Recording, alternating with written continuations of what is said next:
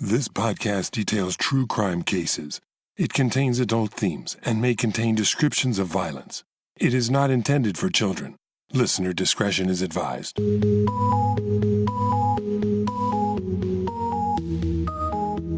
Thank you for joining me for today's episode of Once Upon a Crime. This is part 2 of a 2-part episode I began last week. So if you haven't listened to episode 100, you'll want to start there. I left off last time with Pauline Parker and Juliet Hume desperate to stay together after they discovered that Juliet would be sailing off to South Africa to attend boarding school in just a few weeks' time. Pauline was convinced that the only thing standing in the way of her leaving with Juliet was her mother, Nora. Because of this, Pauline and Juliet began to conspire together to get rid of the obstacle to their happiness. This is Chapter 4 of Written in Blood, The Case of Anne Perry, Part 2. By June 19th, with only 3 weeks left before the Humes sailed out of the country, Pauline made plans for murder. In her irrational mind, with her mother dead, her father was likely to give her permission. He'd be grief-stricken, and as her only surviving parent, she knew she could talk him into it. But there was no time to lose. Juliet, unsure at first, finally agreed to be part of the plan, and they decided they would make it look like an accident. They would take Juliet's mother for an outing to Victoria Park. Once they found a secluded location, Juliet would drop a pink stone on the path that had come loose from an old brooch she had. When Nora stooped to pick it up, Pauline would hit her in the head. It would look like she'd fallen and struck her head and died. They even talked about what would happen if they were found out. They were minors, they reasoned. Even if they did get sent to prison, at least they'd still be together. And wasn't that the only goal? They were in agreement. They decided on the day, Tuesday, June 22nd. Pauline planned to be on her best behavior with her mother up until that day. She'd then ask her mother to accompany her and Juliet on an outing. She knew that Nora would be thrilled and would agree. On Monday night, Pauline wrote in her diary, "I feel very keyed up, as though I were planning a surprise party. The happy event is to take place tomorrow afternoon. Next time I write in this diary, Mother will be dead. How odd, and yet how pleasing." Tuesday morning, Pauline helped her mother with chores around the house without complaint. Juliet arrived and the family ate lunch together prepared by Nora. Nora, Pauline, and Juliet then set off for Victoria Park. Juliet's parents remarked that morning their daughter had looked radiantly happy and very calm. After having tea together at the park cafe, the trio set off down the walking path. When they got to a quiet and lonely spot, Juliet went on ahead of the group, while Pauline began walking behind Nora. When she was out of eyesight, Juliet dropped the pink stone on the ground. She called for Pauline and Mrs. Reaper to see what she had found. As Nora squatted down to take a look, Pauline took out the brick tied inside the stocking and struck her in the head from behind. Nora fell, but did not die. She began to yell and cover her head with her hands. Pauline continued to smash her mother's head with the brick with great force. Still, Nora continued to try and rise, fighting for her life. Pauline and Juliet forced her down, trying to knock her out before someone heard her screams. Juliet then grabbed the brick that had broken out of the stocking and also began raining blows down on Mrs. Reaper. Finally, she grabbed her around the throat and held her down, while Pauline administered the final deadly blows to her mother's skull. They tried to drag her body to a ravine to roll her down, but she was already dead weight, and they couldn't budge her very far.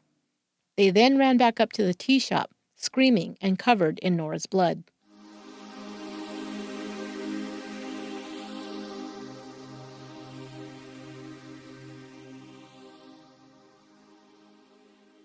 The postmortem on Nora's body determined that she'd been bashed in the head, neck, and face over 25 times. There were deep wounds around her eyes, ears, forehead, and scalp, some down to the bone, exposing her skull. Her jaw was broken, and her lower denture was found near her body, submerged in mud. The pathologist would record 45 external injuries on Nora's body and 24 lacerations to her face and scalp. Most of the head wounds were serious, and only a few would have been needed to cause her to fall unconscious. It may have been that the girls were in a panicked or overexcited state, and it didn't register that Nora was dead or dying, so they continued to hammer away at her even after she'd expired. It was one of the most brutal crime scenes the police detectives had ever seen. Because the girls had both confessed to the murder, the only thing left to consider was whether or not they were of sound mind. Psychiatrists were introduced by both sides at their trial. The defense's experts explained that the girls could not be held legally responsible for the crime, as they were suffering from a paranoia associated with folie à deux, or communicated insanity.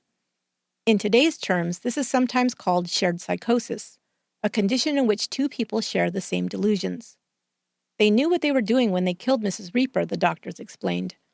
But because of this condition, were unable to think about it rationally or distinguish right from wrong in the commission of the act. In the doctor's interviews with the girls, a narcissistic personality is clearly evident. In one part of her interview, Pauline speaks about creating her own religion. Only 25 people in the world, including her and Juliet, of course, were on this spiritual level and would enter paradise. Paradise was not heaven, she said, but superior to it. When asked whether she believed she was above the law, Pauline answered, "I don't wish to place myself above the law. I am apart from it." Neither of the girls showed any remorse throughout their arrest and trial. They alternately seemed bored, unconcerned, or amused. During Juliet's interview with the doctor, he asked if she felt any remorse for taking Mrs. Reaper's life, and she answered, "There's nothing in death. After all, she wasn't a very happy woman. The day we killed her, I think she knew beforehand what was going to happen, and she didn't seem to bear any grudge." "So she had no regrets?" the doctor asked. "None whatsoever," Juliet answered. Portions of Pauline's diary were read into evidence, but Juliet's was not available, having been given to the Hulme's gardener to burn the day after the murder by Hilda. This way, Hilda decided, she could deny destroying them herself, even under oath if asked. Hilda and Bill Perry attended every day of the trial. Henry Hulme hired and paid for an attorney and an expert psychiatrist to testify in his daughter's defense. Then, before the trial began, he took his son and boarded a ship for Australia and then England. He was criticized in the press as a poor excuse for a father who could leave the country while his only daughter was on trial for a murder. Bert Reaper couldn't bring himself to attend the trial to hear the horrible details of his wife's murder. He stayed home. After 2 hours of deliberation, the jury came back with its verdict. They were both found guilty of murder. In New Zealand, the sentence prescribed by law for murder was death by hanging. However, a provision in the law stated that any person under the age of 18 years would be sentenced to detention during Her Majesty's pleasure. The girls showed no emotion as they were sentenced. Juliet refused to see her mother and was only concerned that she and Pauline would be sent to the same prison. Before their transfer, they were first held in separate cells within the same institution, but were able to see each other during recreation times. Then, Juliet was flown to Auckland to be incarcerated in Mount Eden Prison. Pauline was sent to the more modern Arahata facility. They would forever after be separated from one another.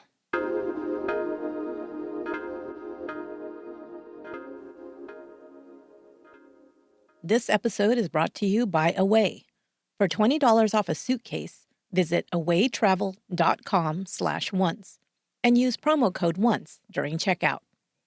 Away's luggage was made to address the needs of today's travelers. Their luggage is made from high-quality, lightweight, yet durable German polycarbonate that affords it unrivaled strength and impact resistance.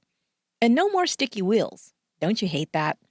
Away luggage provides 4 360-degree spinner wheels for a smooth ride. Choose from a variety of colors and 4 sizes: the carry-on, the bigger carry-on, the medium, or the large for extended stays. Or if you just like to have multiple outfit changes, including shoes. You know who you are.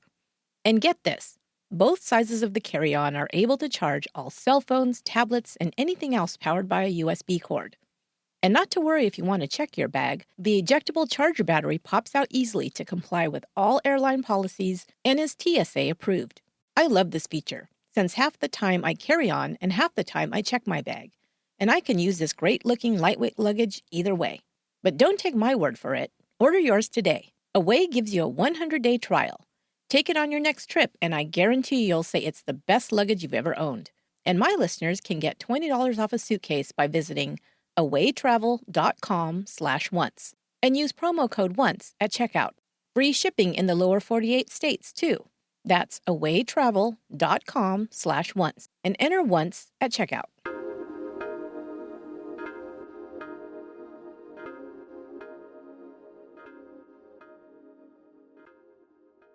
The psychiatrist hired by the Humes for Juliet's defense, Reginald Medlicott, had this to say about the girls' belief that they would sink or swim together, and that no matter what happened, they would stay together. The most outstanding defect in their judgment was their complete inability to foresee the natural outcome of their actions, namely separation, Medlicott said. Juliet's own comment during the trial was, "Surely no one would be so logical as to separate us. We will behave ourselves as long as no one tries to separate us." Of course, they were separated and sent to different prisons. Juliet was assigned to the harsher institution of Mount Eden. She spent her days, when not on work duty, in an 8x6 stone-walled cell without heat. She had few visitors. Her father had moved overseas, sending a friend, Vivian Dixon, to check in on his daughter periodically. She would stay in touch with Juliet through letters and a few visits per year. Juliet refused to see her mother. She had tutors who came to help her complete her high school studies. She still carried herself with an air of entitlement, even in prison, and it took a while for her to settle into the prison program. She continued to write to her father, who characterized her as still having her head in the clouds about her future as a wonderful opera singer, a novelist, and a poet. Her work detail was learning to sew prison shirts, and she took that skill further by sewing shirts for her father and learning to sew other items of clothing for herself.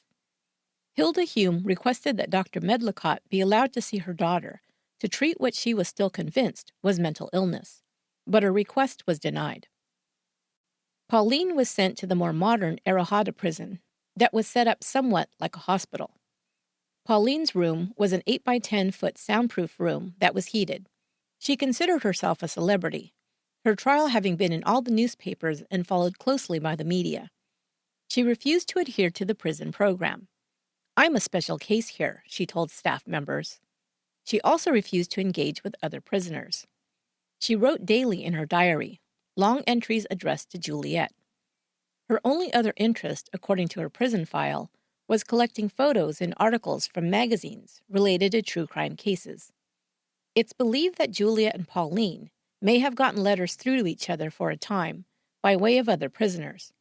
Her sister didn't visit her until early in the year following her incarceration. Her father, unable to forgive her for the brutal murder of Nora, visited her only once during her time in prison. Unwilling to apply herself in prison work detail, she was allowed to spend more time in her studies. She completed her coursework to earn her school certificate and then studied for university entrance. She was allowed to visit Victoria University as a reward for her accomplishments. She came into prison angry, aggressive, and moody, but later was characterized in her record as polite, studious, and exemplary in her behavior. It seems time away from Juliet may have done her good. In 1958, Juliet was transferred to Errahata, but the girls would still not be together. At the same time, Pauline was transferred to Christchurch prison. At Errahata, Juliet was able to see a psychiatrist regularly for sessions. At Christchurch and close to home, Pauline was now visited regularly by her family, including her father, grandmother, and sister Rosemary, who didn't understand why Pauline had stopped visiting her and was thrilled to see her big sister again. Pauline, now studying for a Bachelor of Arts, was allowed monthly weekend parole. She became a devout Catholic, taking instruction from a Roman Catholic priest and attending Mass regularly. In early 1959, it was rumored that the girls convicted of the infamous Parker-Hulme Murder case, as the press had dubbed it, were to be released. New Zealand's Minister of Justice said that their release had not been under consideration and had not been before the parole board. But 10 months later, on December 4th, 1959, it was reported that both Juliet Hume and Pauline Parker had been released from prison. It had not been announced ahead of time to keep it out of the media. The girls, it was explained, deserved to make a fresh start without being identified. They had served a little over 5 years for the murder. When asked why they had been released after such a short sentence, the parole board said they believed that neither girl would have committed the crime on their own. It was just the circumstance of meeting each other at that time and place that led to the commitment of such a brutal crime. They believed that the girls were of no further danger to society. Many reported that one of the conditions of their release was that they were to have no further communication with each other. However, this was false. Juliet Hume's release was classified as unconditional by the parole board. Pauline Parker's release was subject to a few conditions such as her place of residence and employment, but no conditions were placed on her with regard to Juliet. Whether they communicated afterwards is unknown, but it seems somewhat unlikely. Pauline Parker immediately changed her name upon her release from prison. She was now Hilary Nathan. She was to report to a probation department in Auckland and continued her studies towards her college degree at Auckland University. She took manual jobs to support herself, such as a bottle washer in a hospital. After graduating from college in 1963, she decided to become a nun and entered a convent, but left after a short time. She later moved back to Auckland and became a librarian at the university. After her probation period was up, she left Auckland and disappeared. Juliet Hume left New Zealand immediately and traveled to Sydney, Australia. She lived there anonymously for a time. The New Zealand Department of Justice had provided her with a new identity and passport. Her name was now Anne Stewart. Henry Hume had taken his son back to England, where he was hired to teach mathematics at Cambridge. He was soon enlisted to work with nuclear physicist William Penny at the Atomic Weapons Research Establishment in Berkshire on the thermonuclear weapons project. Henry kept custody of Jonathan with Hilda's consent. She would not have had a leg to stand on in court in 1954, as it was a well-known fact that she left her husband for another man. Soon after returning to England, Henry met and married a woman named Marjorie Ducker. Marjorie brought 2 children, a son and a daughter, into the marriage. Henry wrote to Juliet while she was in prison to tell her the news and announce that he and Marjorie and the children would be buying a house and moving to the Berkshire countryside. Prison officials intercepted the letter, calling it heartless and cruel to drop this kind of information on his imprisoned daughter so bluntly. Several weeks later, he wrote a more sympathetic letter, but Juliet was still devastated. Hilda and Bill Perry were excoriated in the press. Hilda attended every day of Juliet's trial with Bill Perry and was forever after labeled as the mother of the murderer and an adulteress. She changed her name to Marion Perry. Bill Perry was also linked to the scandalous case and had trouble finding work. They moved to England where they rented a small house. Hilda described in letters to friends that they were literally scraping by to even put food on the table for a time. Finally, Bill was able to acquire a job with the Daimler Motor Company, and they secured a loan for a house in Coventry. They lived there somewhat anonymously. Juliet didn't stay long in Sydney, but traveled on to Italy where she was met by her father. They planned to travel to England after the news of her release had quieted down in the press. Juliet and Bill's new wife, Marjorie, hated each other on sight. Marjorie announced that Julie could not stay with them. She was dangerous to have around, she decided. Juliet then traveled to Coventry, where she was met with open arms by her mother and Bill. Her attitude about her mother had changed while in prison. Marion and Bill, unlike her father, kept in touch with her throughout her imprisonment and never stopped supporting her, no matter how it affected their reputation or their prospects. Juliet was now overjoyed to be reunited with them.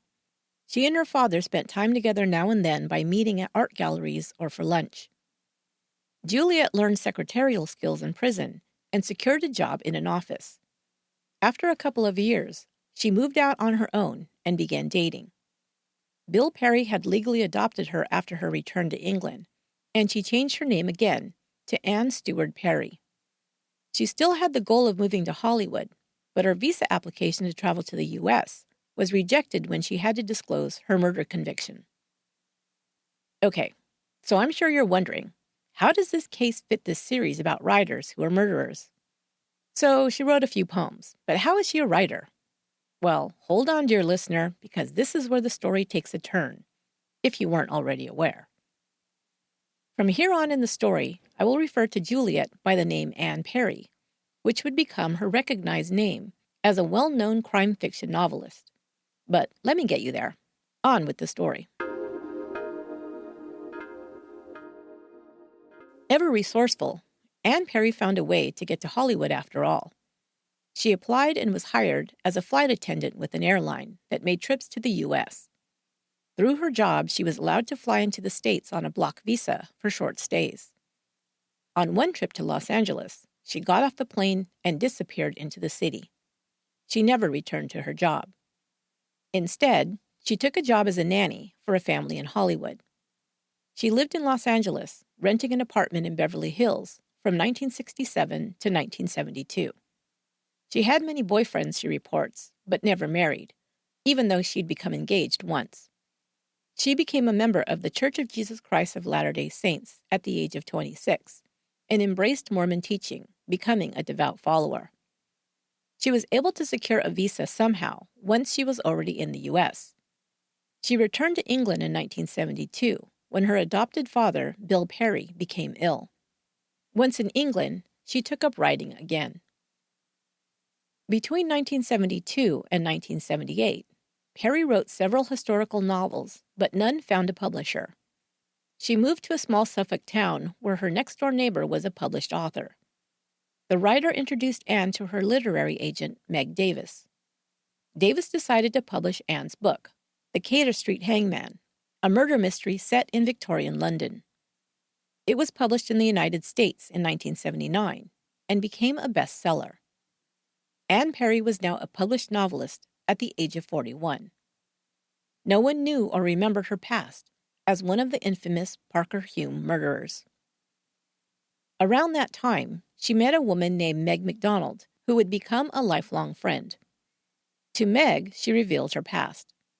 Meg also collaborated with Anne on many of her novels. And there were many.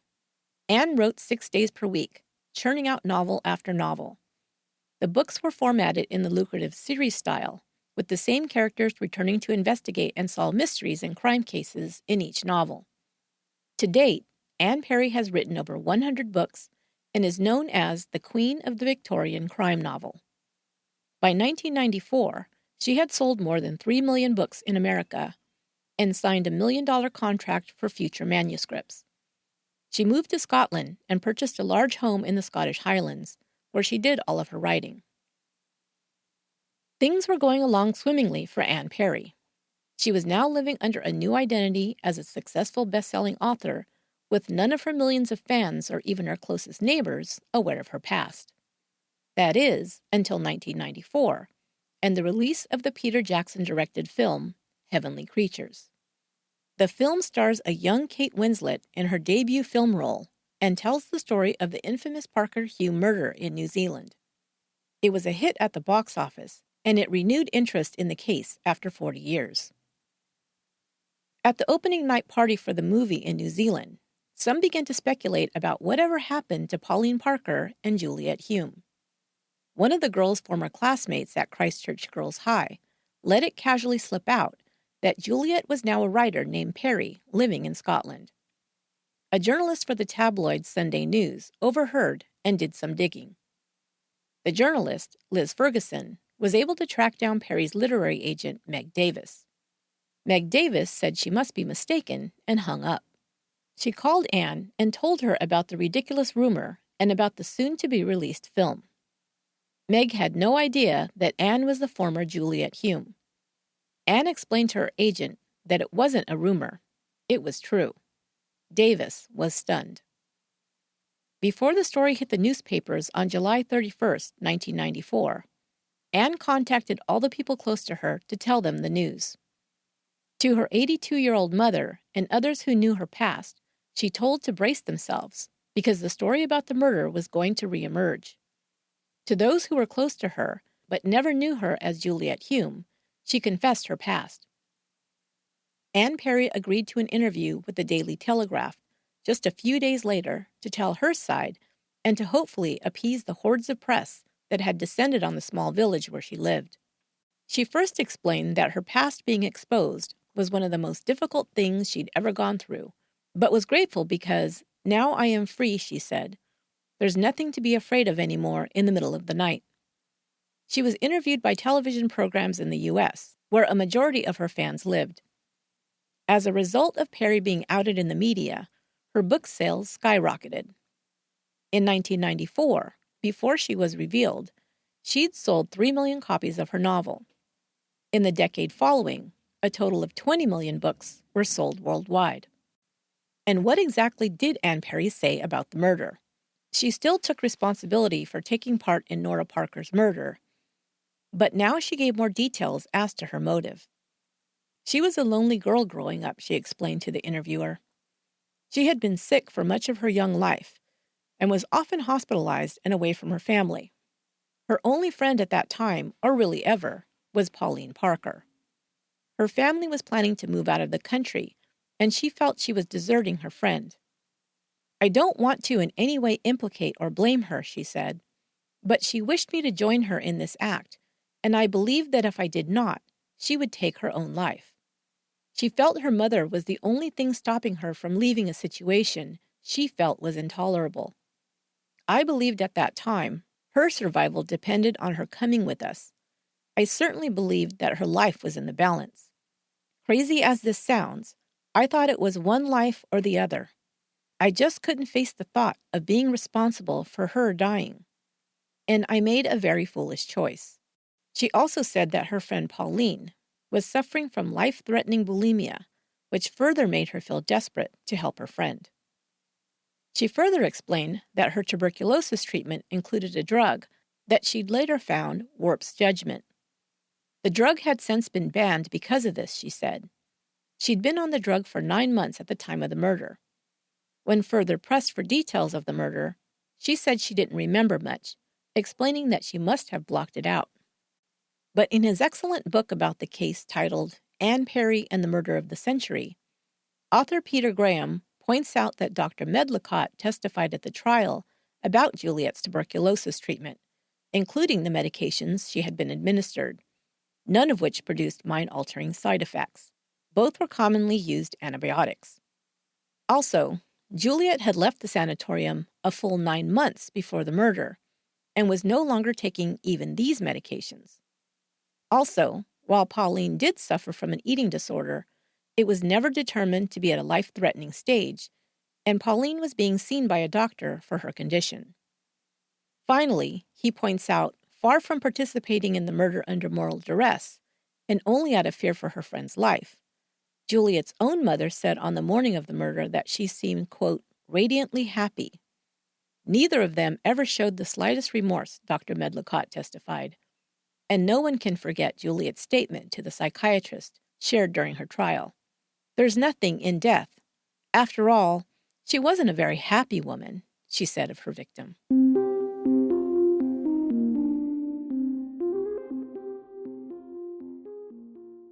In 2017, Ann Perry left her home in Scotland to move to America. She put her 4-bedroom home with views of the Scottish Highlands on the market for £440,000, or $560,000 US. She was moving to Hollywood to be closer to her projects. Many of her books were slated to be made into television movies. She is now 78 years old. She maintains that she has had no contact with her former friend Pauline, wishes her well, but has no interest in communicating with her. Pauline Parker, aka Hilary Nathan, also made her home in Scotland. Reporters contacted her sister Wendy when the story of the murder reemerged in the press. Wendy, with her sister's permission, told reporters that she now lived as a recluse in a small village. She lived a very solitary religious life. She didn't have a television or even a radio, so she wouldn't have heard Ann Perry's interviews or seen heavenly creatures. She doesn't have contact with the outside world, Wendy told reporters. She's a devout Roman Catholic and spends much of her time in prayer. She also said that her sister had led a good life and was very remorseful about what she'd done. Later, more information was revealed in the press, that Pauline Parker had spent her life in service as a teacher of special needs children. Her employers at the school where she worked also knew nothing of her past. After her retirement, she opened a writing school where she gave lessons. She refuses to give any interviews or speak with the press. Dr. Henry Hume went on to have a distinguished career as Director of Nuclear Research for the Atomic Weapons Research Establishment. When some began to protest atomic weapons, and protesters began to march with "Ban the Bomb" signs at the research facility, he was asked how he felt about this. He replied, "Couldn't care less." He died in 1991 at the age of 82. Bill Perry died in 1986, and Hilda, now known as Marion Perry, worked as a volunteer teaching English as a second language until she was 80 years old. She moved to Scotland to be near her daughter and bought a cottage in a fishing village. She stayed active until she died at the age of 91 in 2004. Anne Perry's younger brother, Jonathan, moved to Zimbabwe, where he worked as a doctor. He married and had 2 children. After he retired, he moved to Scotland and now helps his sister with research on her novels.